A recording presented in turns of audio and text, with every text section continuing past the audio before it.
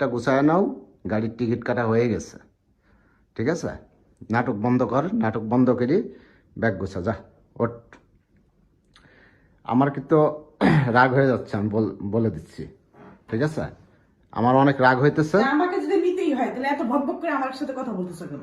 ভক ভক করতেছি কি? তোমারে আমি জামা কাপড় গুছাইতে বলছি, আর তোমার এত মেজাজ আসছে কোথায় থেকে? হ্যাঁ, এদিকে সরো। এসব ফেলাই দিতেছো। হ্যাঁ, তোমার কাল থেকে বলতেছি তোমার হচ্ছে ব্যাগপত্র গুছায় নাও, ব্যাগপত্র গুছায় নাও, ব্যাগপত্র গুছায় রাখো।